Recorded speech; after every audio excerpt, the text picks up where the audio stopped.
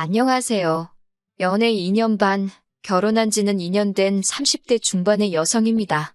어차피 이혼하기로 마음은 먹었지만 그래도 왠지 제 얼굴에 침 뱉기인 것 같아 가족이나 가까운 사람들한테 말 못하겠고 그래도 위로는 받고 싶어서 이렇게 사연을 쓰게 되었어요. 저는 대학 동창으로부터 남편을 소개받았습니다.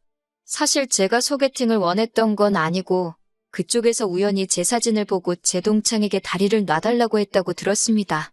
당시 제 동창이 취업 준비 중이었는데 남편이 동창이 가고 싶어하는 회사에 먼저 다니고 있었거든요. 정보 하나라도 더 얻어내고 싶었던 건지 저한테 자기 얼굴을 봐서라도 한 번만 나가달라고 밥만 먹고 집에 와도 된다고 하도 애걸복걸을 해서 남편을 만나게 되었네요. 상황이 그렇다 보니 큰 기대도 없었고 정말 밥이나 먹고 오자라는 심정이었어요. 그런데 예상외로 남편과 코드가 잘 맞더라고요. 대화를 나눠보니 논리적이고 이성적인 사람 같았고 또 제가 영화랑 음악을 좋아하는데 남편도 저와 비슷한 취향을 가지고 있었고요. 여러모로 말이 잘 통하니까 시간 가는 줄 모르고 대화를 나누게 되었고 그렇게 저희는 얼마 지나지 않아 연인 사이가 되었습니다.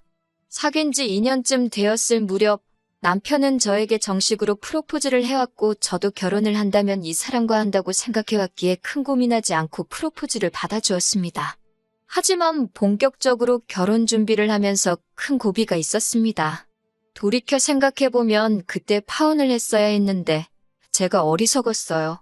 결혼 이야기가 나오고 나서 가장 껄끄럽지만 해야만 했던 대화가 돈 이야기였습니다.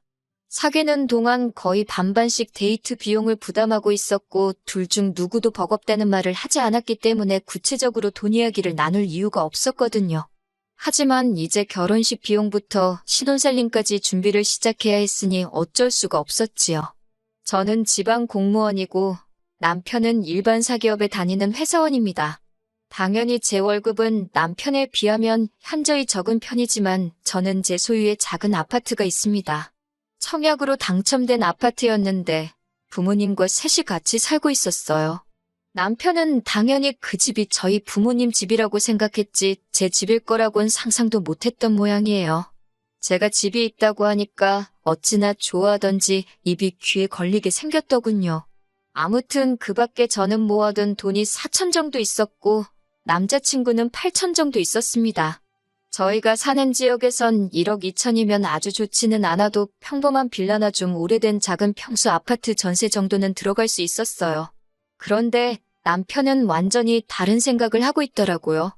저희 부모님이 작은 평수로 전세를 얻어 나가시고 제 소유의 아파트에서 살림을 시작하자더군요. 저는 그건 말도 안 된다고 아주 난색을 표했습니다. 제가 어렸을 때 아버지의 사업 실패로 늘 새살이만 했기 때문에 제가 청약에 당첨됐을 때 무조건 부모님을 거기서 살게 해드리겠다는 제 나름의 결정이 있었기 때문입니다. 다시는 부모님이 집주인의 눈치를 본다거나 다음 계약을 걱정하며 전전긍긍하시는 모습을 보고 싶지 않았으니까요. 제가 남편에게 그렇게 이야기하자 남편도 더는 별말을 못하더군요. 저는 남편에게 대출을 받으면 이자가 나가니까 예산에 맞춰서 집을 구하자고 했습니다. 그러자 남편이 집은 시댁에서 해줄 거라고 걱정하지 말라더군요. 속물 같지만 솔직히 그 말을 들었을 때 감사하고 기분도 너무 좋더라고요. 하지만 남편은 뒤이어 어처구니 없는 소리를 늘어놓았습니다. 자기 부모님이 사시는 집 전세보증금을 빼서 우리 신혼집에 보태자더군요.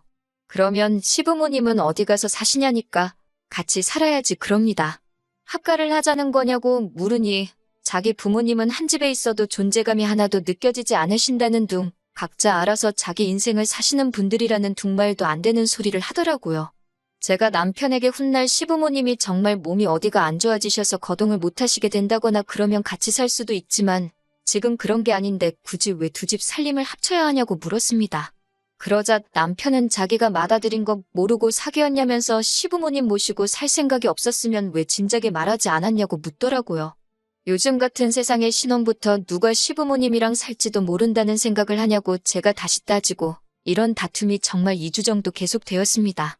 결국 남편이 먼저 백기를 들었습니다. 그럼 합가는 하지 말자며 대신 나중에라도 자기 부모님한테 무슨 일이 생기면 꼭 돌봐드려야 한다는 약속을 해달라길래 그러겠다 했습니다.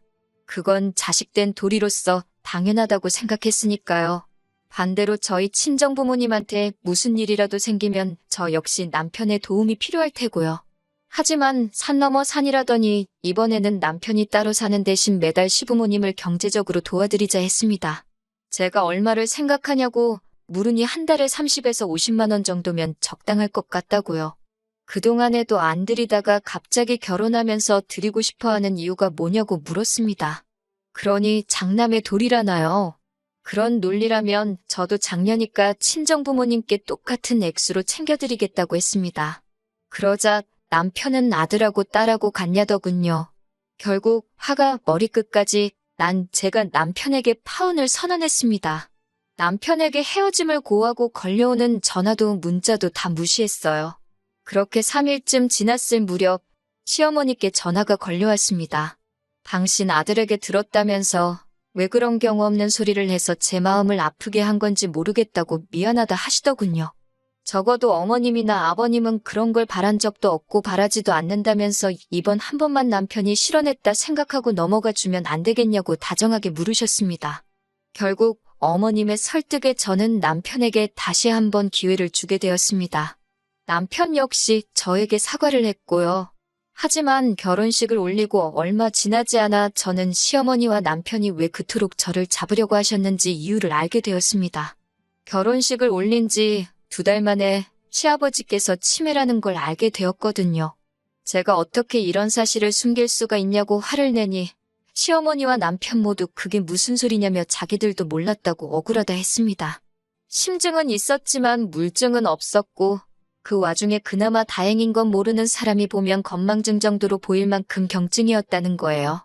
이때라도 결혼을 물렀어야지라고 하신다면 솔직히 이미 혼인신고도 한 상황이었고 주변 사람들한테 결혼하자마자 파혼했다는 소리를 참아 할 자신이 없었습니다. 사무실에 직원도 몇 명 없는데 다들 저를 어떻게 볼지 걱정도 되었고요. 어리석게도 그 와중에 알량한 자존심과 체면을 생각하느라 현명한 결정을 내리지 못한 제 잘못입니다. 결혼식을 올린 뒤 저희가 한 가지 서로에게 약속을 한 게 있었어요. 언젠가 생길 우리 아이를 위해서 늦어도 5년 안에는 신축 아파트로 이사갈 수 있게 열심히 아껴가며 살자고요. 그런 이유로 제 월급과 남편 월급 모두 제가 관리하고 있었고요. 남편에게 한 달에 용돈으로 50만 원씩 줬고 저는 따로 용돈이라며 떼가지는 못했습니다. 그냥 어쩌다 한번 인터넷에서 옷 한두 벌 사 입는 게 전부였어요. 그렇게 살려고 한 건 아닌데 통장에 숫자가 불어나는 걸 보는 재미에 더욱 덩어리를 졸라매게 되었어요. 그런데 결혼한 지 1년쯤 지났을 무렵 남편이 뜬금없이 시댁에 생활비를 보내야겠답니다. 예상치 못한 지출이기도 했고 분명히 결혼 전에 그런 건 하지 않기로 약속을 했던지라 부담스럽게 다가온 게 사실입니다. 제가 시원스레 그러자고 대답을 하지 못하고 있으니 남편이 갑자기 한다는 소리가 일도 자기가 더 늦게까지 하고 돈도 자기가 더 많이 버는데 불공평하답니다. 그러면서 이제 각자 월급은 각자 관리하고 공통으로 들어가는 건 각출하자고 하더군요. 적어도 남편이 제 앞에서 돈 많이 번다고 유세는 안 떨어서 다행이다 생각했는데 이제 유세까지 떤다 생각하니까 정이 뚝 떨어지더군요. 거기서 끝이 아니라 아니면 자기 퇴근 시간이랑 제 퇴근 시간이랑 2시간 정도 차이가 나니까 저보고 2시간 동안 부업이라도 하랍니다. 제가 집에서 밥하고 살림하는 건 노는 걸로 보였나 봐요. 남편이 입을 열 때마다 점점 더 화가 치밀어 올라서 그래 다 각자 관리하자 했습니다. 잠든 남편을 쳐다보는데 이런 인간이랑 내가 무슨 좋은 날을 누리겠다고 이렇게까지 살아야 하나 싶은 허탈한 마음에 눈물이 다 흘렀습니다. 그러면서 부부 사이가 이렇게 계산적으로 찢어졌고 남편이 남편 노릇을 하기 싫다는데 제가 왜 아내 노릇을 해야 하나 싶더라고요. 그래서 바로 다음 날 아침부터 살림에서 손을 뗐습니다. 출근 전 간단하게 아침 식사를 차려 먹고 있으니 남편이 자기 건 어딨냐고 찾더라고요. 배고프면 차려 먹으라고 하니까 저더러 어이없다면서 이게 무슨 짓이냐고 큰 소리를 내더라고요. 생활비도 반반 내는데 집안일도 반반 하자니까 자기가 한 말이 있어서 그런지 제대로 반박도 못하고 시근덕거리면서 출근을 하더군요. 점심 무렵 빨래를 하려고 세탁실에 가니 남편의 셔츠며 양말이며 속옷이 제 빨래하고 섞여 있는데 그것마저도 꼴보기가 싫어서 다 골라내어 구석에 처박아 버렸습니다. 청소도 제가 주로 머무는 공간만 위주로 하고 말았고요. 그렇게 며칠이 지속되니 남편이 집안꼴이 이게 뭐냐며 생난리를 쳤습니다. 예전에는 남편이 이런 식으로 시비를 걸어오면 저도 받아치기도 하고 결국 서로 화해도 하게 되고 그랬는데 이젠 그런 과정도 너무 피곤하고 짜증나서 아예 무시를 해버렸어요. 그러자 남편이 슬슬 제 눈치를 살피더라고요. 언젠가부턴 술자리도 줄이고 적어도 자기 일은 스스로 챙겨서 하려고 하더군요. 문제는 그런 남편의 조금은 달라진 모습을 봐도 아무런 느낌이 없었다는 거예요. 제 마음이 풀어지지도 않았고 무미건조한 상태였습니다. 이혼을 하지 않았던 이유는 둘 다 지인도 많고 직장 생활에 있어 이혼을 하면 흠이 될 수도 있겠다 싶었거든요. 호사가들 입에 오르내리기도 싫어서 그냥 각방 생활하며 쇼윈도 부부로 지내게 되었어요. 양가 어른들 앞에서는 그냥 아무렇지 않은 척했지만 친정 어머니는 어느 정도 눈치를 채신 것 같았습니다. 아무튼 그런 생활을 8개월쯤 했을 때입니다. 남편 회사에서 전화가 걸려왔는데 남편이 큰 사고를 당했다고 하더라고요. 아무리 미워도 제 남편인데 그 이야기를 듣는 순간 가슴이 철렁 내려앉는 것 같았습니다. 정신없이 남편이 있다는 병원으로 향했어요. 화상사고였습니다. 제법 범위가 커서 앞으로 몇 차례 더 수술을 해야 할 거라고 하더라고요. 정신 못 차리고 누워있는 남편을 보고 있으니 마음이 좋지가 않았습니다. 그나마 직장에서 다친 거라 산재 처리가 될 거라고는 했지만 화상으로 인한 성형수술은 비급여가 많아서 어쩔 수 없이 어느 정도는 남편이 부담을 해야 하는 상황이었어요. 얼굴이나 목같이 보이는 부위라서 수술을 안 할 수도 없는 상황이었고요. 그래도 일전에 제가 들어뒀던 보험도 있고 해서 큰 문제는 없겠다 싶었습니다. 그런데 얼마 뒤 퇴원한 남편이 밖에서 커피 한잔 하자고 절 불러내더라고요. 기껏 나갔더니 저를 앞에 앉혀놓고 돈 이야기를 꺼냈습니다. 당연히 듣자마자 남편 말이 끝나기가 무섭게 거절했어요. 각자 알아서 관리하자던 건 당신이지 않냐고. 그런데 이제 와서 나한테 그러는 거냐고요. 당신도 알다시피 난 당신보다 한참 못 벌고 일도 조금밖에 안 하는데 내가 어떻게 당신을 도와주냐고 하니 난리가 났습니다. 저더러 피도 눈물도 없다는 둥, 아무리 그래도 배우자가 아픈데 그렇게 매정할 수가 있냐는 둥, 어떻게든 제가 죄책감을 느끼게 하려는 사람 같았습니다. 제가 보험에서 돈 나오는데 왜 나한테 난리냐니까 그 보험 해지했답니다. 쓸데없는 보험 같아서 실비고 뭐고 다 해지했대요. 모아둔 돈도 없냐고 하니까 시부모님한테 퍼주느라 다 썼다고 그러고요. 저는 됐다고 더 할 이야기 없다고 자리를 먼저 일어났고 그때부터 시부모님한테 전화가 걸려오기 시작했습니다. 받지 않았어요. 받아봤자 전에 그러셨던 것처럼 사탕 발린 말로 절 이해해 주시는 척하면서 결국은 제 뜻을 꺾으실 분인 걸 알고 있었으니까요. 한 집에서 오며 가면 남편의 얼굴을 어쩔 수 없이 봐야만 했는데 화상 범위가 넓긴 해서 성형을 안 할 수는 없겠다 싶었습니다. 남편이 불쌍하긴 했지만 그게 어떤 느낌이었냐면 TV 같은 데서 어려운 사람들 나오잖아요. 보고 있으면 안 됐다 싶은 사람들이요. 딱 그 정도의 감정이었습니다. 하루하루 지날수록 남편에게 제가 조금도 마음이 남아있지 않다는 걸 알겠더군요. 하지만 아픈 사람을 버리자니 그건 또 제 양심에 걸려서 이러지도 저러지도 못하고 있었습니다. 그런 와중에 제가 결정을 내릴 수 있도록 도움을 주신 분이 있었으니 그건 바로 시어머니셨어요. 아무리 연락을 해도 전화를 받지 않으니 결국 저희 집으로 찾아오셨더군요. 남편 얼굴을 보고는 대성통곡을 하시더니 이게 다 저 때문이랍니다. 제가 남편 돈 쓰는 거 가지고 와도 닥달을 하니까 남편이 일을 무리해서 하다가 저런 사고를 당한 거라면서 이 일은 제 책임이니까 어떻게든 당신 아들 얼굴 원상복구 시켜놓으랍니다. 아드님께서 돈 벌어서 저를 가져다 준 줄 아시냐? 아드님은 이 집에서 숙박비 외에는 아무것도 부담한 게 없다고 했습니다. 남편 노릇이라곤 한 게 없는데 왜 저한테 이러시는 거냐고 쉬지 않고 저도 어머님 말씀을 반박해 나갔습니다.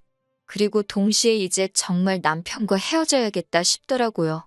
그까지 체면이 뭐라고 이혼도 못하고 이렇게 사나 싶었고 이제 앞으로 시아버지 병세까지 악화되면 시어머니와 남편이 저를 얼마나 잡들이를 해댈지 안 봐도 뻔했기에 이혼을 요구하게 되었습니다.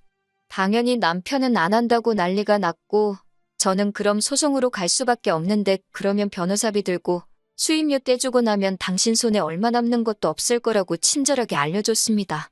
남편도 그제서야 제가 농담이 아니라는 걸 눈치챈 것 같았고 결국은 이혼에 동의했습니다.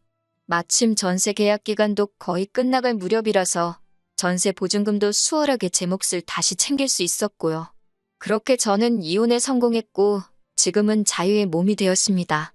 옛말에 첫발이 개끝발이라더니 정말 그 말이 딱입니다.